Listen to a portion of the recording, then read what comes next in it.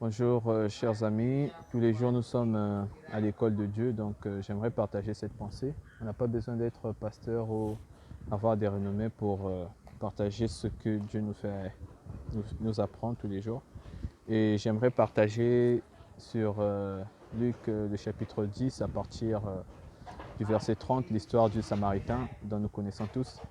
On peut noter que dans cette histoire, les personnes qui ont vu ce dernier en détresse, la Bible nous fait comprendre que c'était un sacrificateur et puis un lévite qui était passé mais qui n'avait pas secouru la personne en détresse. Mais c'était là un Samaritain. Et il y a quelques semaines de cela, j'ai vu une histoire triste sur Facebook. Il s'agissait là de ce musicien reconnu, Koffi Olomide, qui avait perdu sa maman et je l'ai vu en train de pleurer, en train de se lamenter et cela m'a écœuré en fait.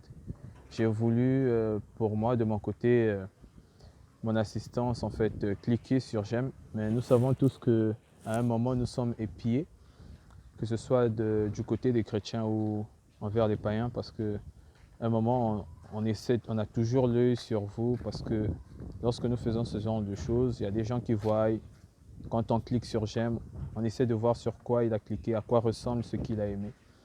Et du coup, je me suis dit, bon, je ne vais pas cliquer sur j'aime parce qu'il y a le témoignage qui est là, il faut éviter d'être un peu mal vu. Et du coup, j'ai dit non, il faudrait que je sois moi-même. Et cela m'a touché, ça fait pitié parce que voir quelqu'un en détresse comme ça et passer, j'ai dit non. Voilà que j'ai cliqué sur j'aime sans m'occuper de la réaction des chrétiens, tout comme la réaction des païens ou ce que les gens pouvaient dire. Que j'ai compris à un moment, le chrétien devient un peu trop méchant. Et si on ne fait pas attention, on peut se retrouver coincé un peu comme dans cette histoire de Samaritain. Parce qu'on peut être comme ce sacrificateur ou comme ce lévite qui était passé sans pourtant secourir. Pourquoi? Parce que il se disait peut-être je ne peux pas me mélanger avec cette personne. Deux fois c'est une personne, un voyou, je ne sais pas pour quelle raison on lui a tabassé ou comment, tu vois. Donc pour des mesures de sécurité peut-être, ce lévite et puis ce sacrificateur se sont abstenus. Mais Dieu n'a pas pris compte de ça, Dieu a pris compte de la générosité de ce pharisien. Et du coup les chrétiens aussi à un moment on devient un peu trop méchants. Pourquoi? Parce qu'on évite de faire certaines choses pour éviter de choquer, pour ne pas être confondu.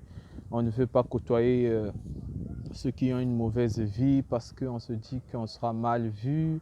Et voilà qu'à un moment, on passe à côté de la plaque parce qu'après, on ne comprend plus rien. Parce qu'ils ne peuvent pas changer si on ne porte pas du secours. Ils ne peuvent pas changer si on vient à leur aide. Ce n'est pas possible. Tout ça, c'est à cause du comportement tordu de certains chrétiens et des chrétiens que nous sommes. On commence à mal voir les choses. Et quelques jours plus tard, je suis tombé sur Job chapitre 6, le verset 14. Et c'est là où j'apprends que la Bible nous fait comprendre que quelqu'un en détresse a le droit d'avoir l'assistance de son ami, même quand ce dernier a abandonné la foi. Et du coup, c'est là où j'ai compris que tout le monde, chrétien ou païen, ils ont besoin de soutien. Nous avons le droit d'apporter notre soutien. Et quelques semaines plus tard, c'est là où j'ai vu aussi le frère Patrice dans une vidéo qui allait voir Koffi Olomide pour présenter ses condoléances. Et c'est là où j'ai compris que j'avais fait la bonne décision de ma part de pouvoir cliquer sur j'aime sans pourtant m'occuper de ce que devaient dire les païens ou de ce que devaient dire les chrétiens.